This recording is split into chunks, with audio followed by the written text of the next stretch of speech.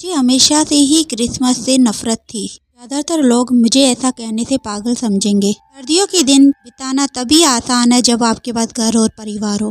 जो लोग अमीर नहीं हैं और यहाँ जिनके पास पैसे नहीं हैं, उनके लिए क्रिसमस एक भयंकर सर्दी वाला दिन है। मुझे वो दिन याद ही नहीं है कि मेरे सर पर भी कोई छत थी या थी ही नहीं। इतना मुझे याद है, मैं हमेशा बेसहारा गलियों में ही रही। मैं हर साल क्रिसमस पर लोगों को खुशी देखती हूँ, अपने परिवार के साथ रहते हैं और एंजॉय करते हैं।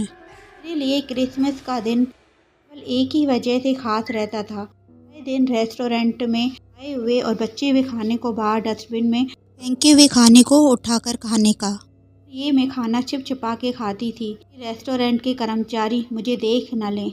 मैं सोचती थी कि ये लोग इतना खाना बर्बाद कैसे कर देते हैं। एक बार ऐसे ही मैं किसी रेस्टोरेंट के डस्टबिन से खाना निकाल कर खा रही थी। मुझे एक आदमी अपनी ओर आता हुआ दिखा। इसे देखकर मैं डर कर भागने लगी। तो उसने मुझे बोला, रुको, तुम्हें कोई डराने या भगाने नहीं आया हूँ। उसने कहा कि मेरा घर पास में ही है और तुम चाहो तो आज रात रुक सकती हो। और वो मुझसे बोला कि क्या तुम अच्छा खाना खाना चाहती हो? मुझे भी घर की ज़रूरत थी कि कड़ाके की सर्दी पड़ रही थी, नहीं तो हमेशा की तरह आज भी रोडों पर ही सोना पड़ेगा। इसलिए मैं उसके साथ चल दी। वो मुझे एक अच्छे से घर में लेके आया। उसका घर बहुत ही अच्छा था, पहले से ही क्रिसमस पर सजा हुआ था और उसके एक रूम में बहुत सारे खिलौने थे, गुड़िया और गुड्डे थे और एक टेबल पर खाना सजा हुआ था। उसने मुझे खाने के टेबल पर बिठाया और बोला, तुम जो चाहो वो खा सकती हो, मुझे थोड़ा काम करना है।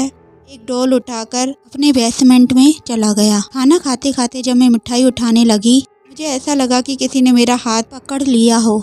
जब मैंने उस तरफ देखा तो एक बच्चा मेरा हाथ पकड़े खड़ा था और मुझे बोला कि तुम यहाँ से चली जाओ, अपनी जान बचाना चाहती हो तो यहाँ से चली जाओ, और ये आदमी जैसा दिखता है वैसा नहीं है। इतना कह के वो बच्चा वहाँ से गायब हो गया। मैंने समझा कि ये बच्चा इस घर में पहले से ही रहता है। मैं उसे ढूंढने लगी। मुझे नहीं मिला तो मैं बेसमेंट की तरफ धीरे धीरे जाने लगी, क्योंकि मैं अंकल को डिस्टर्ब नहीं करना चाहती थी। मैंने वहाँ जो देखा, मेरी आंखें फटी की फटी रह गई। अंकल कुछ काम कर रहे थे और उसके ऊपर एक बच्चे की लाश लटकी हुई थी। वो बच्चा हूबहू वैसा ही था जिसने मुझसे बात की थी कि तुम चली जाओ। मैंने देखा कि अंकल ने उस लाश में से दिल बाहर निकाला और एक टॉय में डाल दिया, और मैंने बिना आवाज़ लगाए चुपचाप वहाँ से निकल आई और बाहर की तरफ भागी।